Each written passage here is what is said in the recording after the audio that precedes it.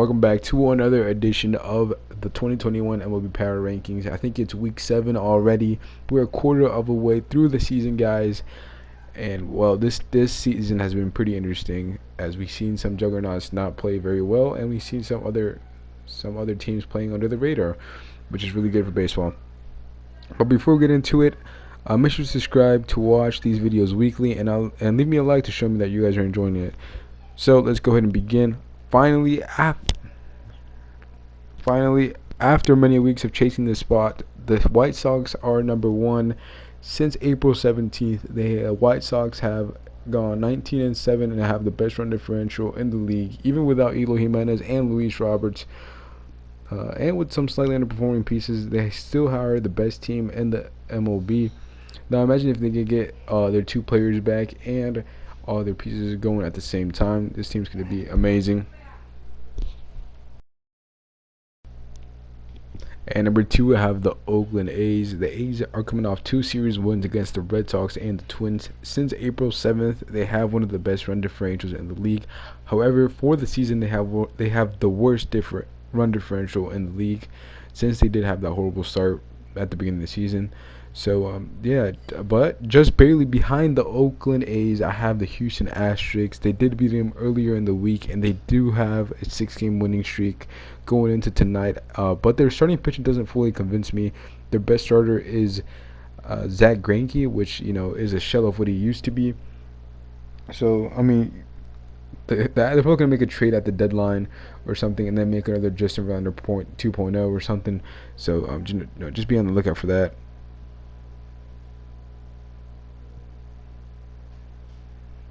And before, I have the Padres. Although they did have a COVID outbreak, losing many key players like Fernando Tatis Jr.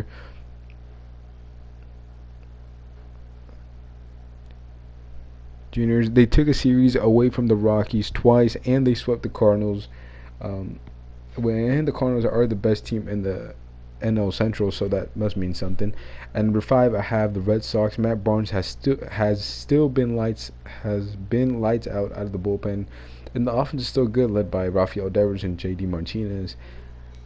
But they have an important series against the Jays that could determine who is the best in the AL East, as the Jays are second and the Red Sox are first. The surprise of the season, the Giants at number 6. Their pitching has been pretty good, and that's what's been carrying this team so far. They stay on top of the NL West. However, don't expect them to be here, as Padres and the Dodgers are starting to heat up, and those teams are going to be probably going to win the NL West. At number 7, I have the Cardinals. The Cardinals are 15-5 in the last 20.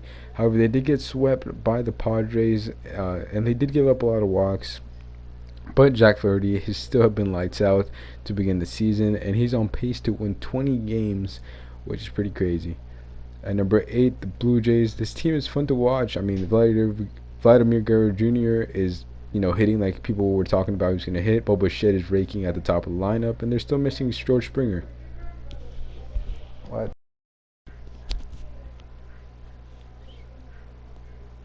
At number 9, the Dodgers. They've won 6 out of the last 8 games. They have the third best run differential in the majors as of Tuesday. But the defending World Series champs did get another injury over the weekend in Corey Seager. Really unfortunate for them. He's a stud, so they're probably gonna be missing him. At number 10, rounding off the number 10 spot, I have the Rays. I have the Rays. They're playing well again this season. They're right in the middle of the pack of the AL East. And that, this team has a lot of talent from top to bottom. So just look out for them. The Yankees at number 11. They've been playing a good stretch of baseball, but then again they lost to the Rangers yesterday. Garrett Cole broke a record. Don't remember what it was, but he did break a record. They did lose Stanton to I don't remember what it was. But they lost Stanton. But Judge is having an MVP season, and this team is heating up. So it's only a matter of time till the whole team heats up and they take off. At number 12, I have the Indians. They've been playing well, but they have a 4-game losing streak right now. They're tied for the Given that the Twins, are bad right now, the quick regression from the Royals and the Tigers, well, just being bad, it's probably up to the Indians to, challenge the White Sox in the AL Central.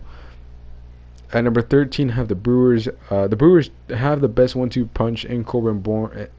Yeah, whatever. They have the best one-two punch in all of baseball at the top of the rotation. They have a top 10 pitching staff, but their offense has really struggled. And, they really need Christian Yelich to come back. At number 14, I have the Mets. The Mets find themselves at the top of the NL West.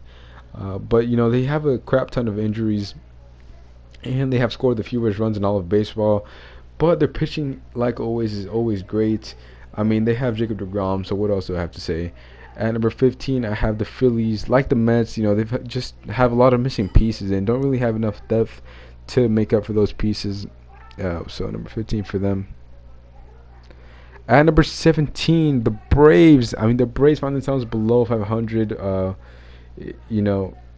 It's not good. The Braves should be fine, but I don't know. They're too talented not to be fine. But they need to turn around sooner, or else shit's gonna get bad for them. At number 18, the Cubs. I mean, the Cubs are very unpredictable, guys. They could be one of the better teams in the league one day, and then the worst the next. This team is just weird. 19, the Reds. The Reds have cooled off a lot since the beginning of the season. They're right around 500, but they're still, in the conversation for the NL Central, which, the NL Central is pretty weak right now.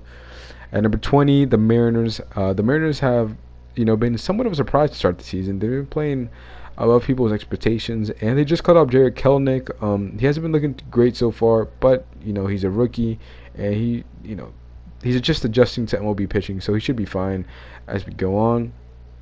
And number 21, the Angels are, I hate the Angels, dude. They're so frustrating. How do you have two of the best players in the league yet still suck so much? The problem is their staff. I mean, that offense is still loaded, but their pitching staff just sucks. They need to make some moves or, trade away their pieces. Or yet again, they'll just miss the postseason. Number 22, the Royals. When they're hot, they're hot, and there's no stopping them. But right now they're cold, and they have lost, I think, 11 in a row. Or no. Yeah, they've lost 11 in a row at one point, so that's not good. At number 23, the Marlins. The Marlins are in a tough division going, and they're gonna struggle trying to remain relevant. But if they were in the NL Central, they would be the first or second place team in that division, man, because that pitching staff is pretty good.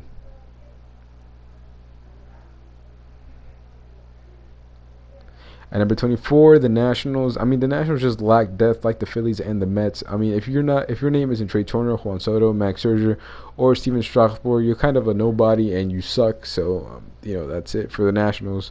Number 25, the D-backs. The D-backs are struggling as they lost Zach Allen and they lost Kelly for a month. Man, Kelly was having a pretty good season as he was slashing 338, 491, and 613 through 110 plate appearances.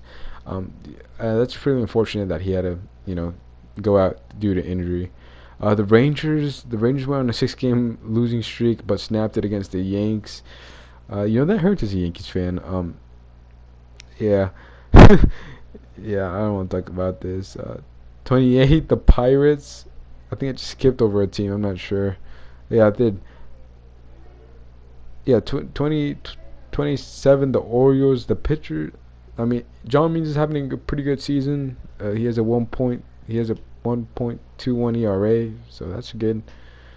28 now. The Pirates. The Pirates are just bad, so I'm not gonna say anything about it. 20. What is it? 29? Yeah, 29 now. Wow. Yeah, 29. The Tigers. I mean, their team's also bad. Then same with the Twins, man. The Twins were supposed to be good. Then they're dead last. They suck. And that is all I have today. So yeah, if you guys enjoyed the video, leave a like. If you guys enjoyed the video and you guys want to see more content like this, subscribe. It's gonna be a year since Monarchas Malaria disappeared, so I'm probably gonna be making a video on that. So stay tuned for that, guys. And I'll see you guys next time. And you guys take care. And thanks for watching.